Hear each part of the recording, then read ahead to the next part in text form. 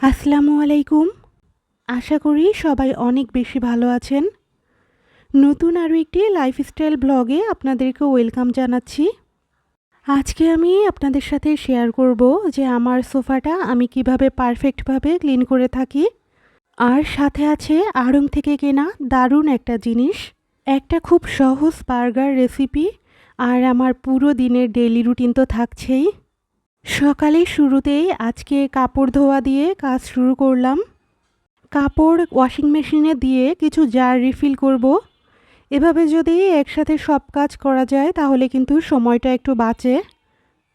এদিকে ডালের jar refill করার সময় কিছুটা ডাল নিচে পড়ে গিয়েছে, তো ভাবলাম রিসলিয়াকে কাজে বসিয়ে দিই। ওকে বললাম যে তুমি ডালগুলো গুছিয়ে রাখো আর এই দিক দিয়ে আমি আমার কাজ করতে থাকি। ও তো মহা উৎসাহে এই কাজগুলো করতে থাকে। দিনের বেলায় তো বাসায় আমি আর ও ছাড়া তেমন কেউ থাকে না, তো ওকে যদি এভাবে একটু সময় দেওয়া যায় তাহলে কিন্তু ও খুশি থাকে, আবার আমারও চিন্তা কম থাকে। তো এইভাবে কিন্তু আমি সব কিছু ম্যানেজ করার চেষ্টা করি। আমি জানি আমার অন্যান্য আপুরাও সেম কাজগুলোই করতে থাকে, তারপরেও আমার কথাটা আমি একটু বললাম আর কি। এখন একটু ডাইনিং এরিয়াটাও ক্লিন করে নেই। যেহেতু এই টেবিলের উপরেই সব কিছু রিফিল করলাম, তো সাথে সাথে এটাকে ক্লিন করে রাখছি। আসলে কাজ জমিয়ে রাখলে তেমন কিন্তু কোনো লাভই হয় না, পরবর্তীতে কিন্তু ঘুরে ফিরে সেই কাজ আমারই করা লাগে। সেজন্য আমি চেষ্টা করি কাজ জমিয়ে না রেখে সময়ের কাজ সময়েই করতে।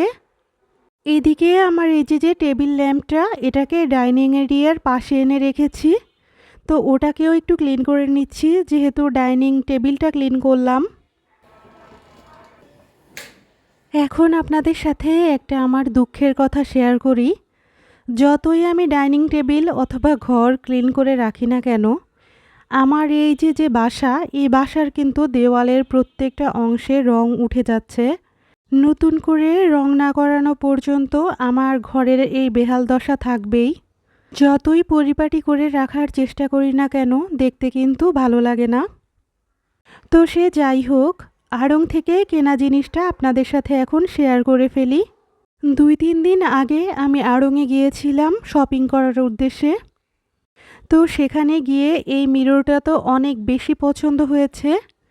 আরও কিছু টুকটাক কেনাকাটা করেছি, কিন্তু ওইগুলো আমার আনপ্যাক করে জায়গার জিনিস জায়গায় রাখা হয়েছে। তো মিররটা আনপ্যাক করা হয়েছিল না, যেহেতু এটা একটু দেওয়ালে সেট করা লাগবে। আজকে ভাবছি মিররটা দেওয়ালে সেট করে ফেলবো, তাই আনপ্যাক করে আপনাদের সাথে শেয়ার করলাম। আপনাদের কাছে কেমন লাগলো কমেন্ট করে জানাতে কিন্তু ভুলবেন না। এদিকে সোফা ক্লিন করার জন্য আমি ওয়াটার হিটারে পানি গরম করতে দিয়েছি।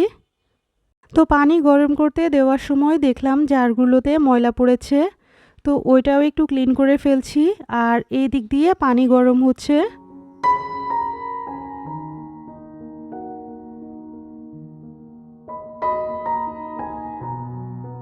আমার কাছে মনে হয় কি, যদি ঘরের বিছানাটা ক্লিন থাকে আর যদি ঘরটা মোছা থাকে, পাশাপাশি যদি রান্নাঘরটাও ক্লিন থাকে, তাহলেই কিন্তু ঘরটা দেখতে বেশ পরিপাটি লাগে আর সংসারটা দেখতেও বেশ গোছানো লাগে।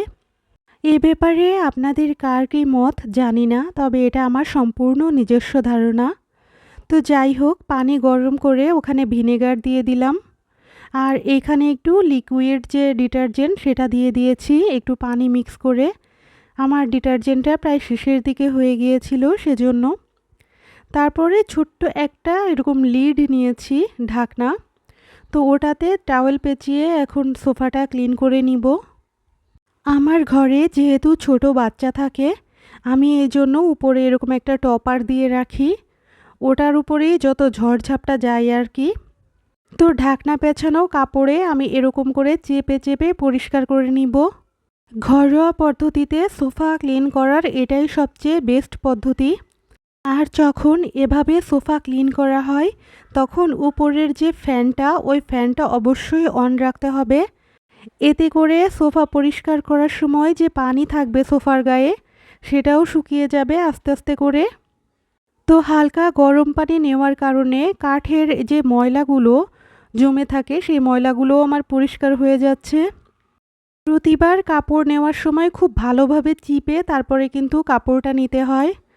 আর দেখতেই পাচ্ছেন কতটা ময়লা বের হয়েছে আমার সোফা থেকে।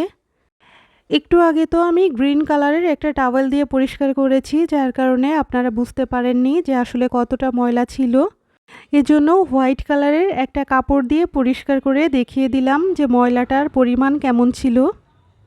এখন একটা লিন্ট রোলার দিয়ে যে এক্সট্রা ধুলোবালি অথবা চুল থাকবে সেগুলো পরিষ্কার করে নিচ্ছি। এইভাবে ক্লিন করলে সোফা একদম ফ্রেশ আর পরিষ্কার হয়ে যায়। তো আমার মতো যারা রেগুলার ঘরোয়া পদ্ধতিতে সোফা ক্লিন করতে চান, আমার পদ্ধতিটা কিন্তু ফলো করতে পারেন। আশা করি আপনাদের সবার উপকারে আসবে। এদিকে আমি দেওয়ালে কিন্তু ওই মিররটা লাগিয়ে ফেলেছি। তো মিরর লাগানোর পরে আমার ঘরটাকে দেখতে আরও সুন্দর আর আকর্ষণীয় লাগছিল। এই মিররটা ঘরে বসানোতে একদম পুরো লুকটাই চেঞ্জ হয়ে গিয়েছে রুমের। আড়ং থেকে কেনা জিনিসের কোয়ালিটি কিন্তু সত্যিই অনেক সুন্দর হয়। কার কাছে কেমন লাগে জানি না, তবে আমার কাছে কিন্তু আড়ংয়ের প্রোডাক্টগুলো অনেক বেশি ভালো লাগে। রিসলিয়াকে এদিক দিয়ে আর একটা কাজে লাগিয়ে দিয়েছি। বিকালে বললাম যে তুমি গাছে পানি দিয়ে দাও। তো দূরে বসে বসে ওর গাছে পানি দেওয়া দেখছিলাম। ও কিন্তু বেশ ভালো করেই গাছে পানি দিতে পেরেছে। দেখলাম যে প্রতিটা গাছে পানি পৌঁছে দিয়েছে। এখন চলুন একটু কুকিং পার্টে যাই। আমি কিন্তু ঘরে থাকা জিনিস দিয়ে খুব সহজভাবে বার্গার বানিয়ে ফেলি। এটা কিন্তু খেতে যেমন টেস্টি, বানাতেও অনেক ইজি হয়। বার্গার বানানোর জন্য আমি নিয়েছি চিজ, টমেটো, শসা। এখানে চিকেন আমি রান্না করে রেখেছি আগে থেকেই। রিসলিয়ার পাপা এরকম রুটি কিনে এনে দিয়েছিল আগে থেকেই। তো রুটিগুলোকে কেটে একটু তাওয়ায় ভেজে নিচ্ছি। দুই পাশেই ভেজে নিব এভাবে। তবে চুলায় এভাবে ভাজতে গেলে চুলার আঁচটা খুব হালকা রাখা লাগবে। এদিকে সস আর মেয়োনেজ দিয়ে একটা মিক্সার বানিয়ে নিব। মেয়োনেজটা অ্যাড করলে বার্গারটা খেতে কিন্তু অনেক টেস্টি হয়। তো মিক্সারটা বার্গারে অ্যাড করে নিচ্ছি। আর আমার পাশে কিন্তু মৌমাছির মতো রিসলিয়া ঘোরাফেরা করছে যে কখন বার্গারটা হবে। প্রত্যেক বাসার বাচ্চারাই মনে হয় এরকমটাই করতে থাকে। তো যাই হোক, বার্গারের ভিতরে আমি যে চিজগুলো দিয়ে দিলাম আর টমেটো আর শসা অ্যাড করে দিচ্ছি। অ্যাড করা হয়ে গেলে এটাকে আবার চুলায় বসিয়ে দিব। তারপরে ঢাকনা দিয়ে ঢেকে রাখলে আমার বার্গারটা রেডি হয়ে যাবে।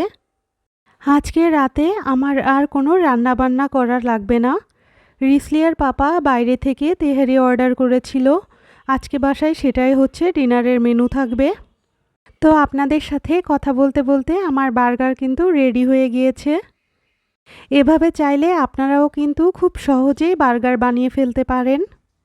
আমার আজকের ভ্লগটা ভালো লেগে থাকলে লাইক, কমেন্ট, শেয়ার করতে ভুলবেন না। আর নতুন হলে সাবস্ক্রাইব করে পাশে থেকে যাবেন। আজকের মতো এখানেই বিদায় নিচ্ছি। সকলে ভালো থাকবেন, সুস্থ থাকবেন। আল্লাহ হাফেজ।